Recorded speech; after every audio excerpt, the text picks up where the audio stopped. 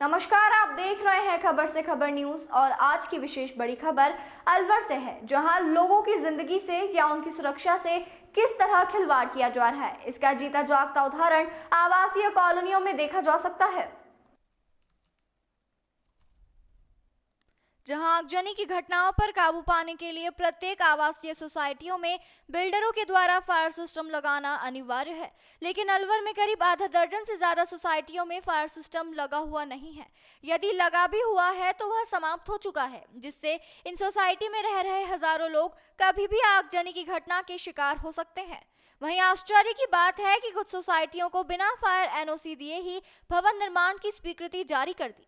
वहीं सोसाइटी में रहने वाले लोगों का कहना है कि इन सोसाइटियों में बनी ऊंची ऊंची बिल्डिंगों में हजारों लोग रहते हैं। भविष्य में बिल्डिंगों के अंदर कभी आगजनी की घटना होती है तो उसमें प्राथमिक तौर पर आग बुझाने का कोई भी साधन उपलब्ध नहीं है। वहीं अंबेडकर नगर स्थित वीरा गार्डन सोसाइटी के निवासियों ने यूआईटी के अधिकारियों की मिलीभगत का आरोप लगाया है। उनका कहना है कि बिल्डरों के द्वारा महंगे दामों में फ्लैट को बेचा जा रहा है और उनके साथ धोखाधड़ी की जा रही है।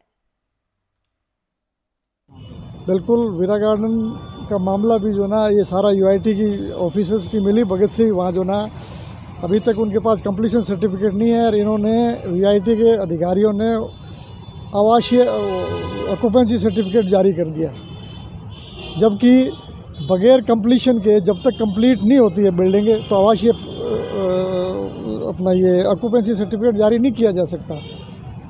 लेकिन वो कर दिया गया है। ना इनके पास पुलिस इसकी अपना फायर एनओसी नहीं है। फायर एनओसी एक्सपायर हुए 3 साल हो गए हैं, अभी तक उसको रिन्यू नहीं करवा पाए हैं, क्योंकि इन्होंने जो भी वहाँ इक्विपमेंट लगा रखे हैं वो मापदंड जो भी होना चाहिए उसके अनुसार नहीं है। बाकी इनके खेल बहुत बड़े हैं।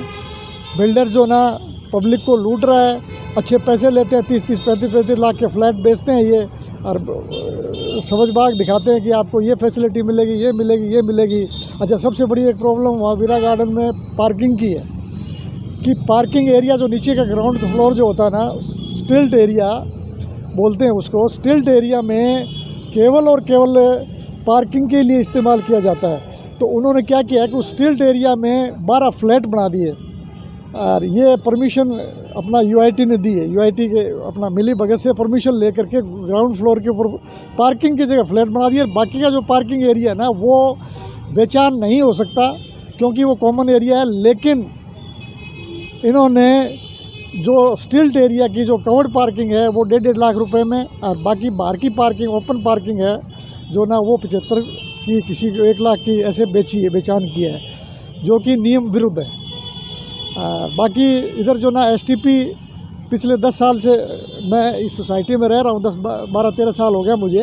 तो इन्होंने एसटीपी की कॉन्सेंट टू ऑपरेट नहीं ली हुई है। अभी कॉन्सेंट टू ऑपरेट 2024 में इन्होंने इश्यू करवाई है। और बाकी और बहुत अनियमितताएँ हैं, जैसे इनके पास जो अपना ये मल जल जो है उसको सफाई अपना उसको ट्रीट करने के बाद में उस पानी को कहाँ उपयोग किया जाए उसका भी इनके पास कोई प्रबंध नहीं है, और वो ओपन में बाहर छोड़ते हैं, जिससे कि चारों तरफ बदबू का माहौल बना हुआ है। भयानक बीमारियां होने के भी वहाँ खतरा है। क्या नाम है? मेरा मक्खन लाल बिश्नोई है।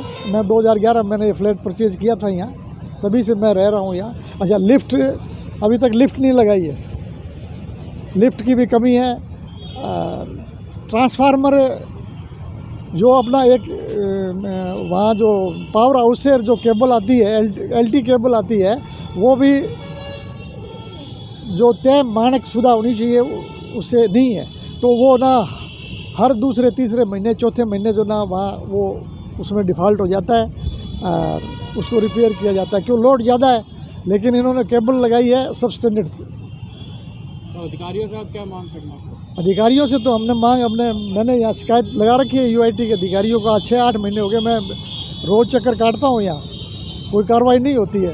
आज नोटिस दे रहे हैं जी, आज ये कर रहे हैं जी, आज वो कर रहे हैं जी, और नोटिस भी हो गया, सब कुछ हो रहा है, लेकिन ये कार्रवाई नहीं करते। जिस तरीके से बिल्डरों को नोटिस दिया जा रहा है, हाँ, कार्रवाई नहीं की जा रही है, हाँ, उस पर क्या कहना है? तो कहना हम तो यही है कि आपके चैनल के माध्यम से जो ना इनके अधिकारियों की जो ना मतलब इनको कहा जाए कि भाई जो ना आप ये काम करिए। आप देख रहे हो आए दिन की जो घटनाएं उठ रही हैं, कभी आग लग रही है, कभी अपने रोज़ाना बिल्डर्स के कारगुजारियों से आम उपभोक्ता बहुत परेशान है।